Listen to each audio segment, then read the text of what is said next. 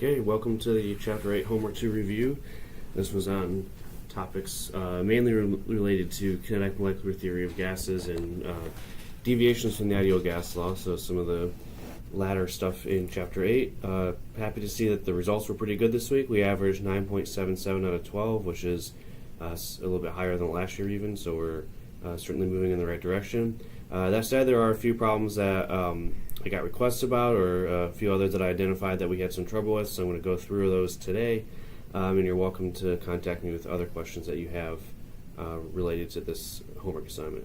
Alright, so we had a few problems dealing with Dalton's law of partial pressures, and so remember that there's a couple different equations related to Dalton's law, which is the total pressure is going to be the sum of the pressures in a mixture of a gas. So Dalton's law deals with mixtures of two or more gases, and if those gases are A, B, C, and so on, if you know the partial pressures of each gas and you add them together, that's going to give you the total pressure. The other sometimes useful form of Dalton's law, I don't think any of the problems that I'm going to do use this exactly, but if you want to find the partial pressure of a gas in a mixture, it's going to be the mole fraction of that gas times total pressure. So these are sort of two statements of the same concept, two mathematical equations that relate both to Dalton's law of partial pressures, where in this case chi is the mole fraction of that particular gas. In this question, though, what we're doing is just we have a mixture of two gases, SO2 and CO2, 5 grams each. We place them in a 750 milliliter container at 50 degrees Celsius. The total pressure in the container is what? So anytime we want to find total pressure, all we need to do is just use the ideal gas equation. So remember, PV equals nRT, and if we just want the total pressure, then it's just going to be the total number of moles times RT over V. So anytime we have a mixture of gases, if all we care about is total pressure, we just need to find total number of moles. We don't necessarily have to do the two gases individually. Alternatively, we could do the pressure of each gas using PV equals nRT and then add them together at the end. So there's a couple ways of doing this one, but generally speaking, I think it's a little bit simpler to just find total number of moles and use that in the ideal gas equation. Alright, so we're going to just do that here. We have to find total number of moles. So we're going to find the moles of each gas first. We have O2 and SO2. So we're going to use the mass of each gas and convert it to moles. So the molar mass of SO2 is about 64.07. So for SO2 we have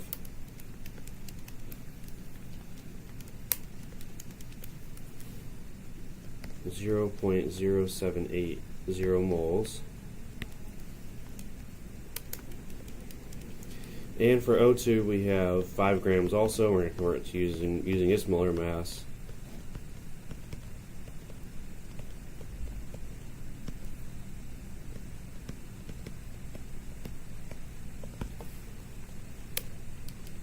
So we get 0.156 moles of O2.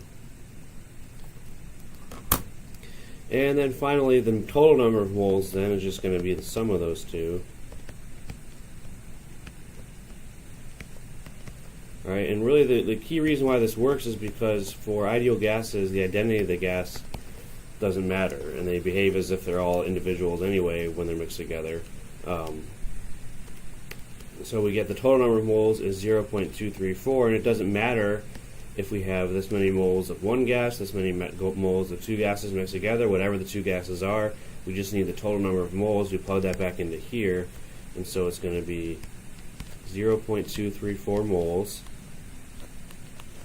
R is 0.0821.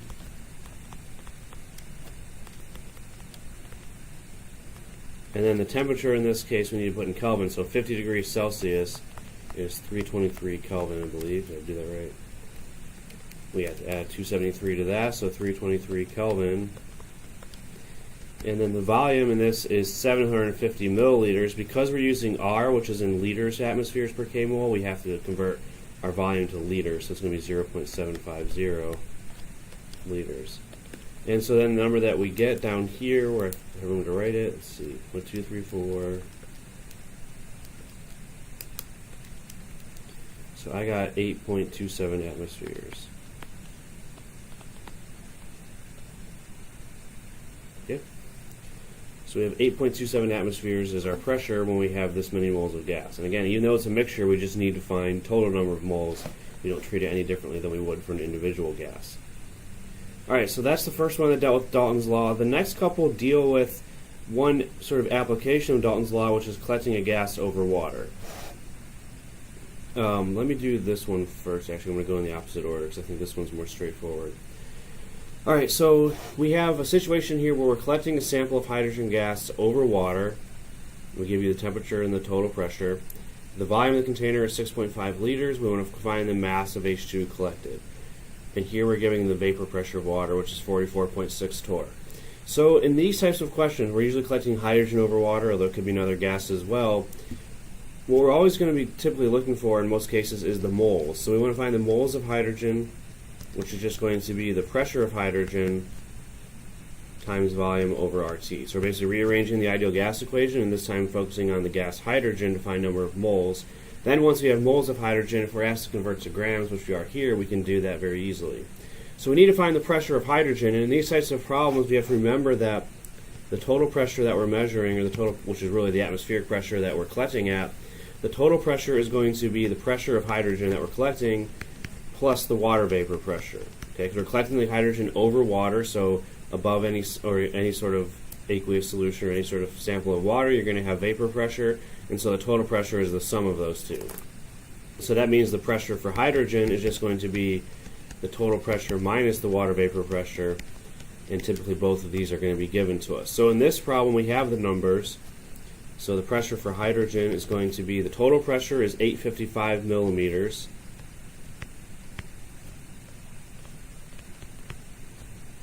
And then the vapor pressure of water is 44.6 torr. Torr and millimeters of mercury are the same unit, so we don't have to convert that. And so when we subtract those two, that's going to give us the pressure of just the hydrogen. So we get 810.4.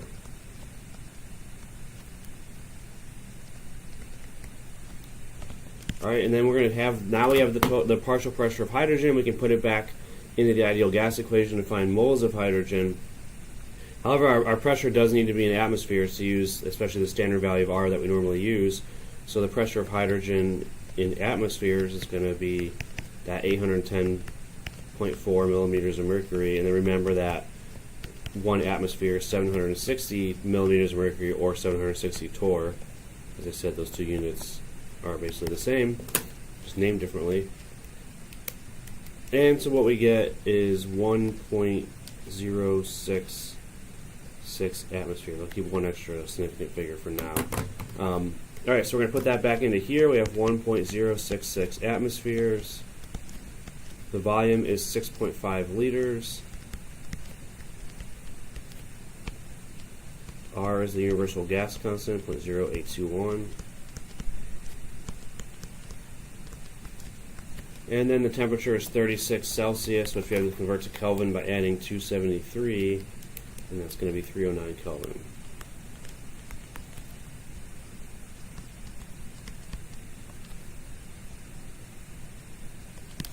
Alright, so when we work that out mathematically, let's see what we get. Alright, so what I got was 0.273 moles. Now, as I've already written here, what we have to be familiar with is that hydrogen gas is formula H2, not just H by itself. Remember, the standard state of hydrogen is diatomic. So anytime we're talking about hydrogen gas is H2, so if we want to find the grams of hydrogen, we have to use the molar mass of H2. So we have 0.273 moles of H2. We want to convert that to mass. We're going to multiply by the molar mass of H2, which is 2.02 grams per mole. Alright, so let's make sure we use the correct molar mass here, and then what we should get is 0.55.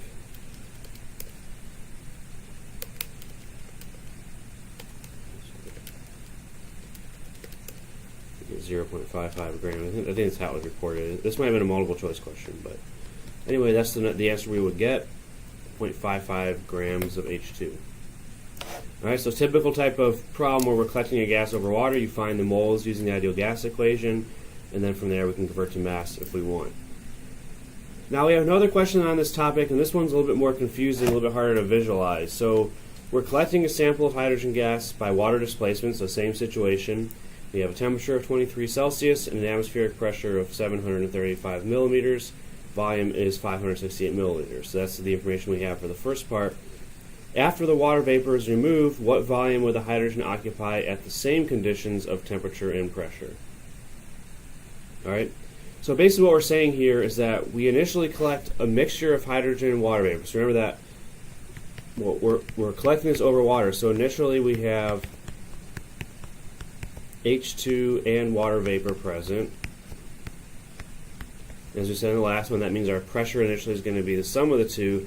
Then what we're asking is if we just separate the hydrogen from this by itself and then want to keep it at 735 millimeters of mercury, same pressure, what would be the new volume if we basically take out the water vapor?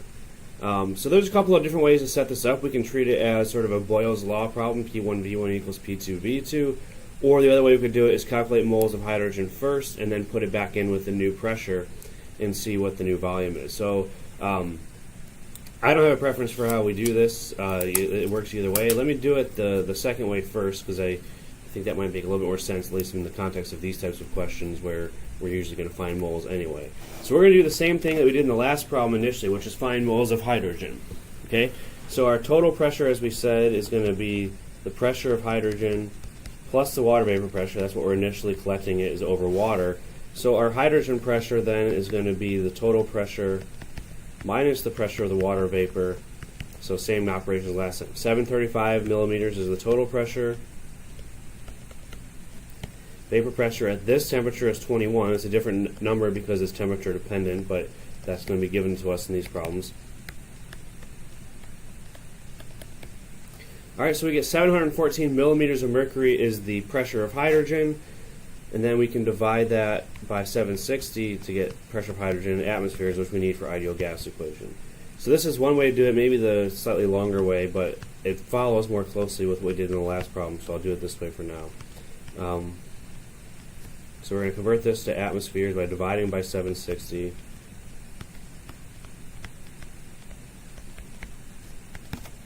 And what we get then is 0.939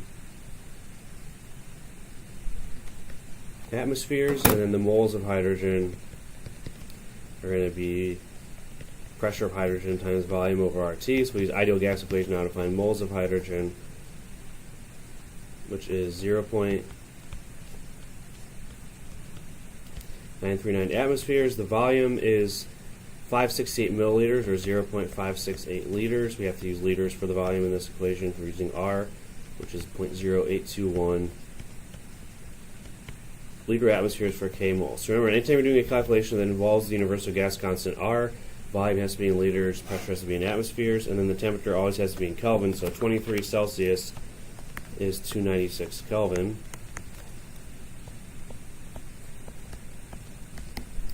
Alright, so what we're going to get for moles of hydrogen then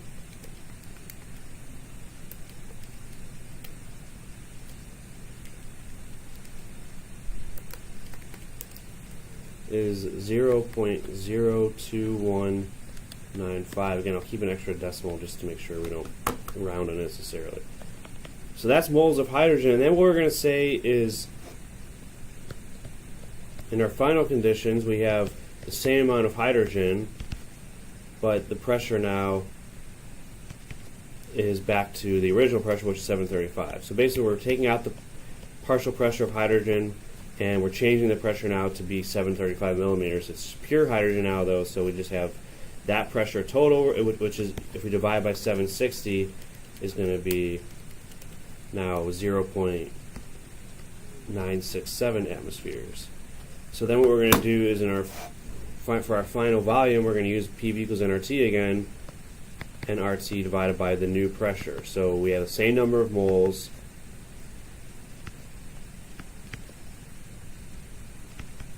and RT, same temperature, 296. And then our new pressure, after we've collected the hydrogen, we're going back to the same pressure as we had originally, which is 735 millimeters. So that's 0.967 atmospheres. So when we do this,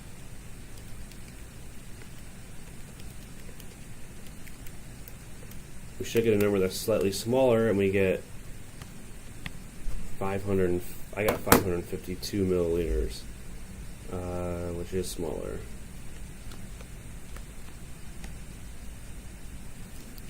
So that's one way we could do it. The other way to do it would be to use P1V1 equals P2V2, which is actually faster. The challenge of doing it this way is sort of like, a little bit hard to keep track of what's P1 and what's P2, but really by the same story. P1 is the initial just pressure of hydrogen, the partial pressure. P2 would be then the final pressure, which we're adjusting back to 735 millimeters. So I've helped students do it this way also, which is actually faster. There's always confusion though about how do we know which one's P1 and P2, and is the volume getting bigger or smaller. So if you do it this way, maybe it's a little bit more straightforward. But there's two approaches to this, and we should get the same answer either way. Yeah,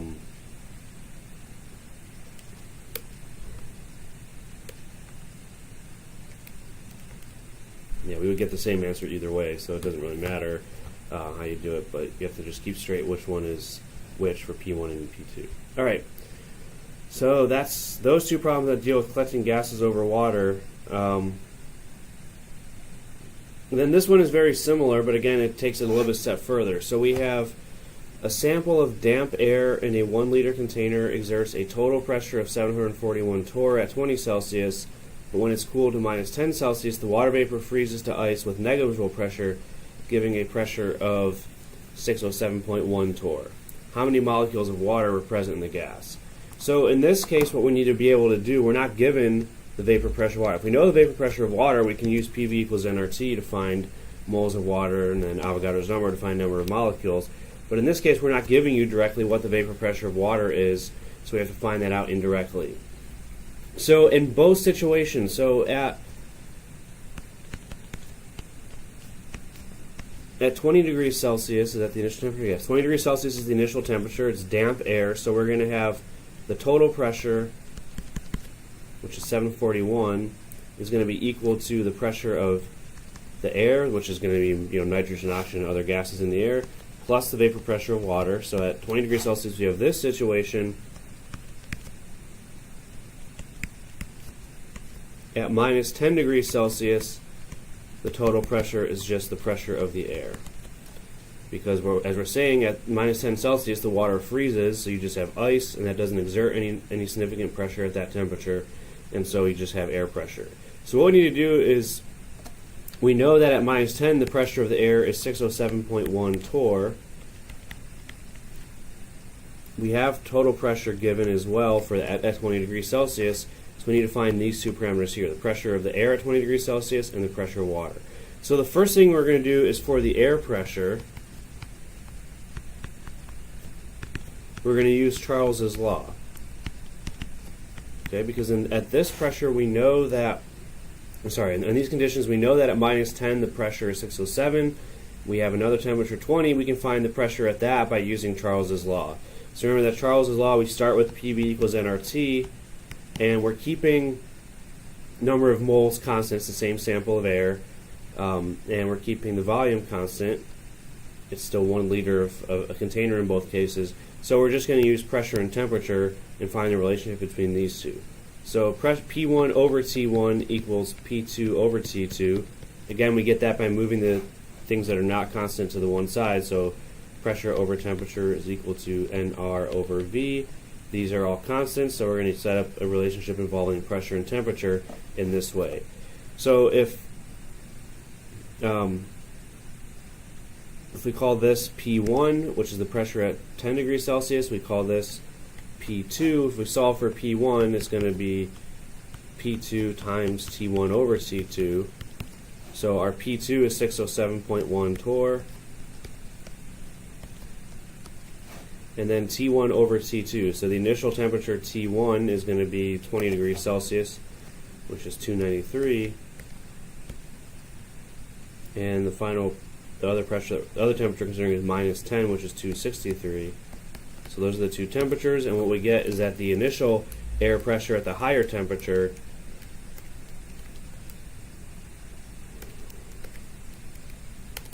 see what that comes out to. Hang on.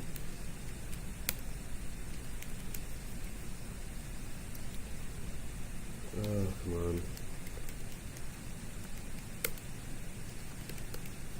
It's 676. Alright, we had to go through this exercise because when we change the temperature, not only are we removing the water vapor pressure, but we're also changing the pressure of the air, so we had to account for that as well. So that's the pressure of the air, 676 torr at 20 degrees Celsius. And so what that means then is at 20 degrees Celsius, the water vapor pressure is going to be the total pressure. Hang on, it's frozen. It's going to be the total pressure minus the air pressure, and we're setting that the total pressure is 741.0 torr, and the pressure of the air at that temperature is 676. So when we subtract those two,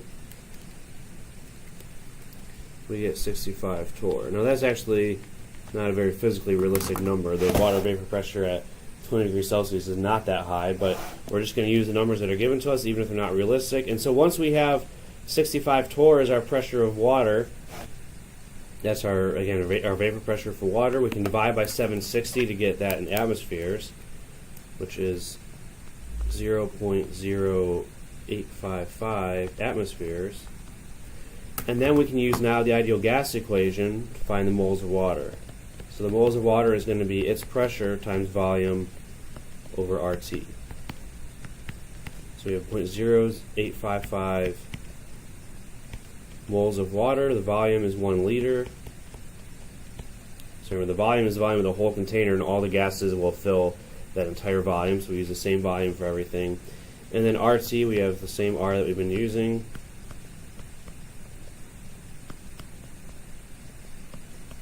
And the temperature we're considering for this condition is 293 Kelvin, the 20 degrees Celsius higher temperature. Alright, so when we divide that out, we get 0.00355 moles of water. And then finally what we're looking for is how many molecules of water. So to find molecules of water, we take the moles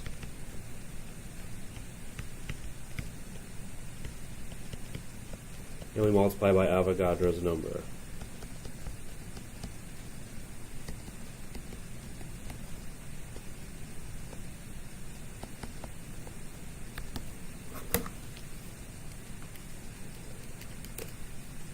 And we get 2.14 times 10 to the 21st. Alright, so once we have moles of water, we use Avogadro's number to find number of molecules, as we learned how to do a long time ago. So this problem also had a lot of steps because we had to consider both how the pressure of the air changes as a response to the temperature change, and then once we could figure out what the initial pressure was, we could subtract out. So this would have been more straightforward if we just gave you either of these two partial pressures initially, but we had to do a lot of work just to find them. But once we have them, it's the same series of steps that we did before. Alright, so the next few questions now are more conceptual in nature. So we're dealing with the kinetic molecular theory, which is basically the behavior of gas molecules that gives rise to the ideal gas law, and things especially related to molecular speed, molecular velocity, stuff of that sort. So here we have 3 1-liter flasks at STP. One thing I failed to mention in class, and I'll need to make sure that I review it before the test, is that STP means standard temperature and pressure. I think most of you figured this out, or looked it up on your own, which is great, but just to make sure we're clear on that. This is standard temperature and pressure, as STP, which means 1 atmosphere and 273 Kelvin, or 0 degrees Celsius. Okay, so that's what we mean by STP. That's the temperature and pressure of these gases. So we have 3 1-liter flasks at STP. We have NH3, NO2, N2. Which flask contains the largest number of molecules? So remember, to find the number of molecules of gas, as we did in the last one, you just need the number of moles, and then you multiply by Avogadro's number.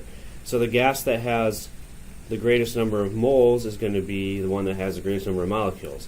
But if we have 3 gases at identical conditions, remember that using PV equals nRT, the number of moles is just given by PV over RT.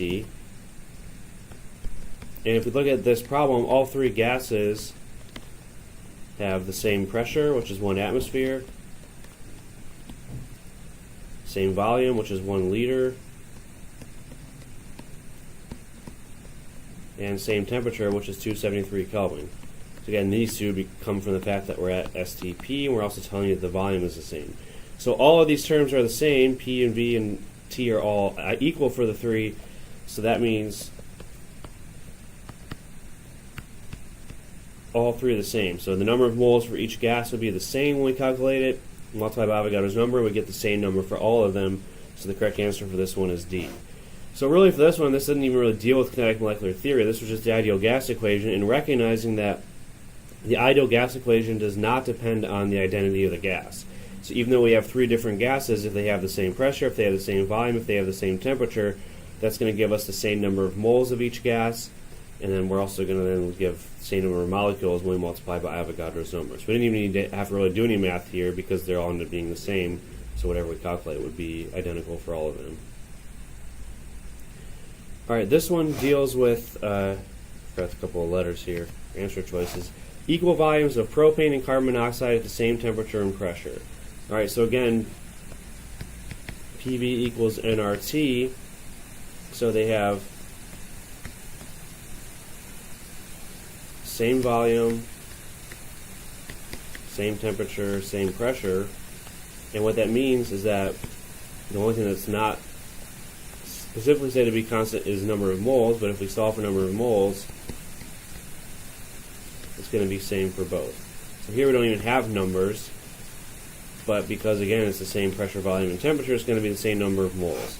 So if they have the same number of moles, they're going to have the same number of molecules, because remember, number of molecules is just number of moles times Avogadro's number. Alright, so choice E is going to be the correct one here, same number of molecules. Alright, let's look through the rest of the answer choices to see what these say. So same chemical properties. These are two different gases, and the ideal gas law does not say that all gases have the same chemical properties. Ideal gas law just deals with their physical properties, pressure, volume, and temperature. So that one's wrong. Average molecular speed. Remember that molecular speed, we're going to talk about this one in more detail in a later problem. If you're at the same temperature, so let's think about choice C a little bit.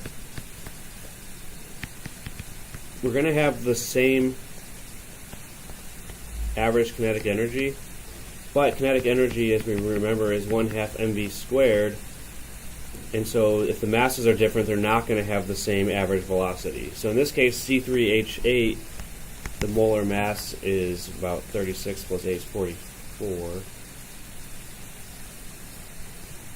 And for CO2, sorry, CO, not CO2. CO2, the molar mass is 28. So these two have different molar masses, meaning the masses of the two are different, so they're going to have different average velocities, average molecular speed. So they would have the same kinetic energy, but they don't have the same speed because the way the masses are different. Same density, remember that density for choice D is equal to pressure times molar mass over RT. This is just a rearrangement of the ideal gas equation in terms of mass over volume for density. And because these have different molar masses, as we said, 44 and 28, they're going to have different densities as well. So the only one that works is choice E. And you might be wondering, well, what about B, number of atoms? So remember that the number of atoms you have to account for the chemical formula. So for C3H8, we have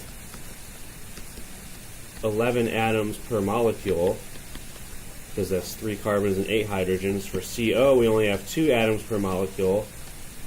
So if we were calculating number of atoms, we would have the same number of molecules, but then we have to multiply by different factors to get the number of atoms. So because the formulas are different, and specifically because this has 11 atoms in the formula and CO only has 2, they wouldn't have the same number of atoms. So that one is wrong also.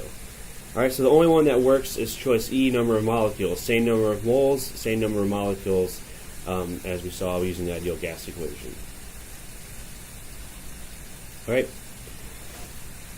Next one also deals with properties of gases sort of in a relative sense. So we have 4 identical flasks, each gas at 25 Celsius and 1 atmosphere. So again, we have same pressure, same volume, same temperature. We want to know which gas has the highest average velocity. Alright, so when we're talking about velocity, we want to think about kinetic energy. And kinetic energy is proportional to temperature. So that means at the same temperature, all gases have the same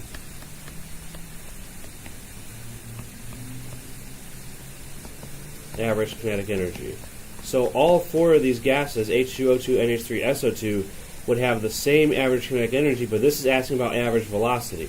And just like we said in the last problem, the average kinetic energy is equal to 1/2 times the mass times the average of the velocity, where mass is related to molar mass of the gas. And so we have to think about which of these gases have different molar masses. And what this says is that if the kinetic energy is the same for all of them, the product of 1/2 mv squared is the same. If you have a smaller mass, you need to have a higher velocity, so that the product of 1/2 mv squared is the same. If you have a larger mass, you'll have a smaller velocity.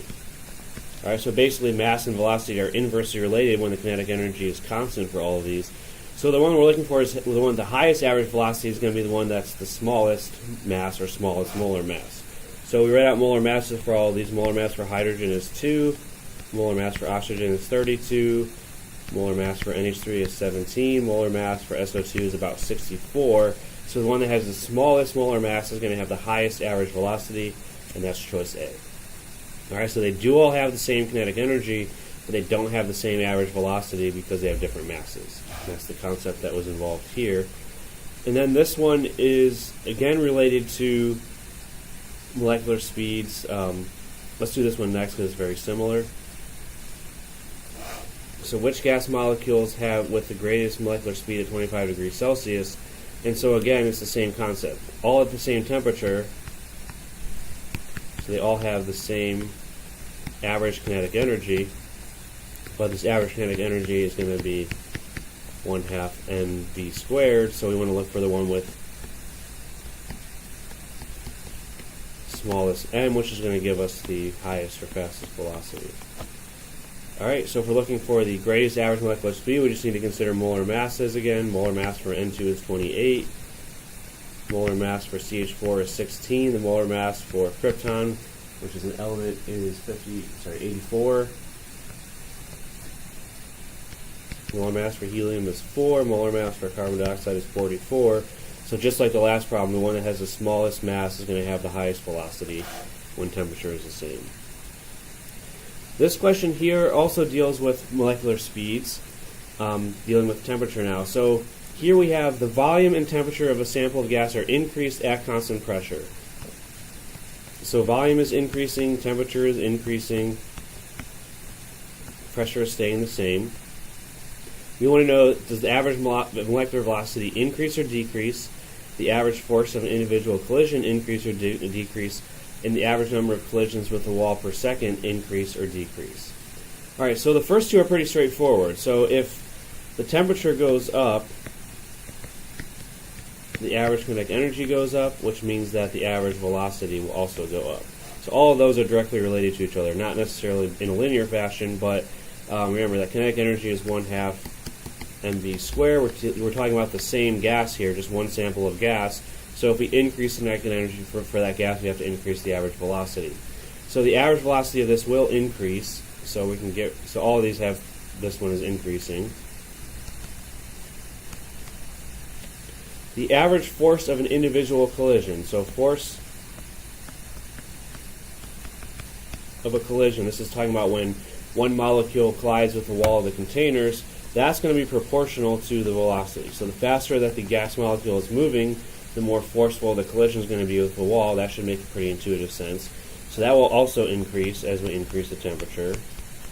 So each individual collision will have more force behind it, so that's going to increase as well. So we can get rid of choice C and D now, because those both have the second one is decreasing. But now we need to figure out, does the average number of collisions with the wall per second increase or decrease? Now this one we don't have like a simple relationship for, but what we have to remember is that the pressure is proportional to the force of each collision multiplied by the number of collisions per second. So it's really a product of these two. If you increase the number of collisions, you increase the pressure. If you increase the force of each collision, you increase the pressure. Now what we're telling you here is that we already established that the force of each collision is increasing. So anytime you increase the temperature, that has to be true. The force of each collision must be going up if you increase the temperature. But we're saying here that the pressure is staying the same, because this is all at constant pressure. So if the force of each collision is increasing, but the pressure is not changing, that means the number of collisions per second have to be going down. We could not know that this was true if we didn't know that the pressure was constant. So just the fact that the volume and temperature increase, we can't easily predict whether the number of collisions per second will increase or decrease. But if the pressure is staying the same as we're told here, this one we know for sure goes up because the temperature goes up. That means this one must go down so that the product of the two still stays the same. So we know then without any ambiguity that the correct answer is going to be B, where the number of collisions per second will have to decrease. All right. So that one required us to think a little bit more in depth about what causes pressure. And as I said, pressure is caused by the collisions of the molecules with the walls. The force of each collision is dependent on temperature. It will increase with temperature because the gas is moving faster. Number of collisions per second, there's no easy relationship that allows us to calculate this, but if we know the pressure is the same, this one's going up, this one has to go down to keep them the same when you multiply them together. All right, so that was again more of a conceptual one. Last conceptual question, I believe, yes, last conceptual question is, you want to know which of the following gas deviates most from ideal gas behavior. This one actually requires us to think about topics we learned in Chapter 9. So this is a little bit out of place on this homework assignment, although we did cover this topic last week, so hopefully we could put this together now at this point. So if you want to look for the largest deviations, those are going to occur when we have the strongest intermolecular forces. Alright, so here we're not saying anything about the pressure or volume of the gases, we're just looking at the identity of the gas and how that influences things. So the stronger the intermolecular forces between the gas molecules, the more they're going to deviate from the ideal gas behavior. Because the ideal gas equation assumes that there are no intermolecular forces, but that's not really the case for real gases. So the ones that have the strongest intermolecular forces are going to deviate the most from the ideal gas law.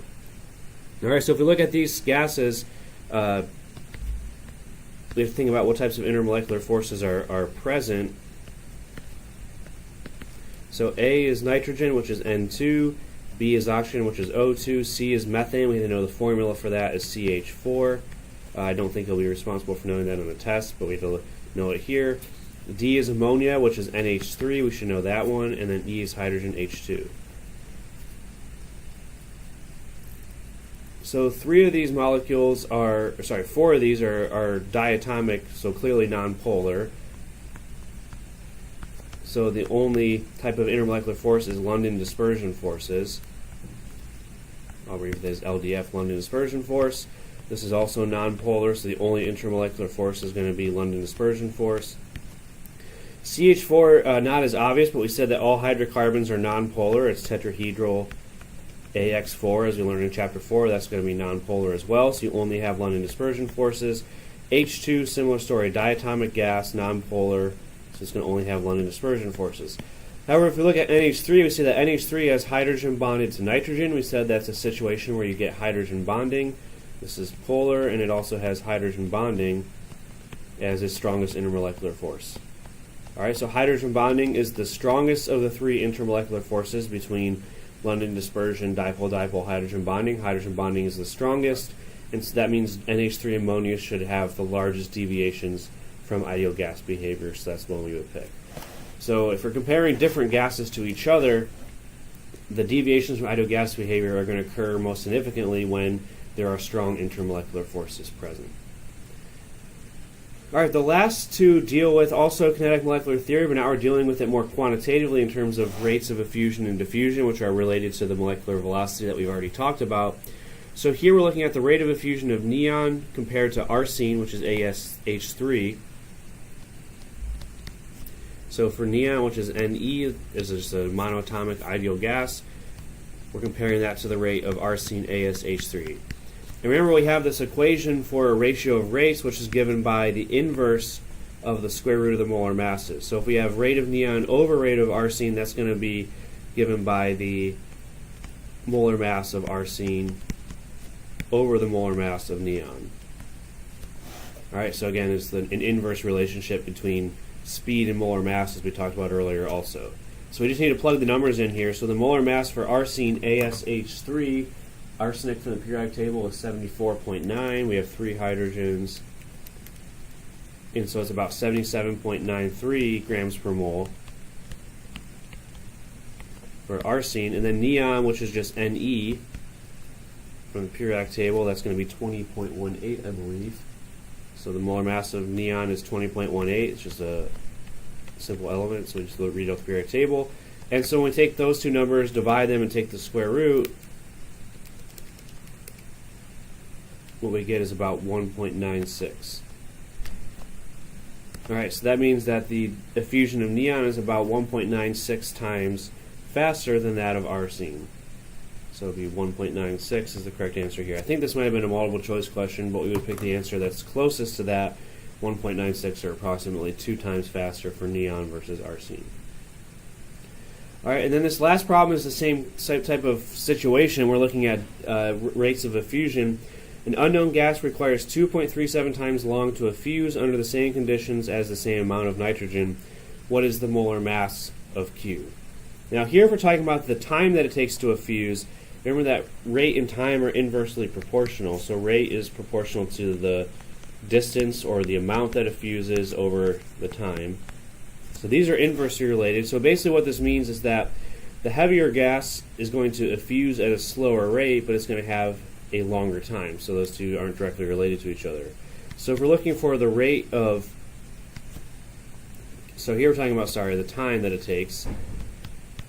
The time that it takes for our unknown gas Q to effuse over the time that it takes for nitrogen is equal to 2.37. But because we're dealing with time in this case, we're going to have to make that directly related to the molar masses. So as I said, there's 2 forms of the effusion equation. We have to make sure we use them correctly. And when we're dealing with effusion times, we have to do a direct relationship. Still square root relationship, but this time it's going to be molar mass of Q over molar mass of N2. Alright, so it's not going to be an inverse relationship. Q on the top over here, Q on the top over there, and then N2 on the bottom, N2 on the bottom. So now we just have some algebra to do. So 2.37 is equal to the square root of the molar mass of Q divided by the molar mass of nitrogen, which is 28. So when we cross multiply, we get that the square root of the molar mass of Q is equal to 2.37 times the square root of 28. And then we square both sides. Alright, sorry, I had to take a quick pause there. Alright, so we're back to this algebra. We square both sides. We get that the molar mass of Q is going to be 2.37 squared times 28 grams per mole. And what we get then is about 157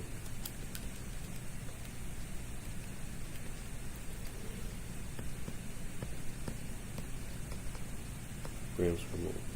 Alright.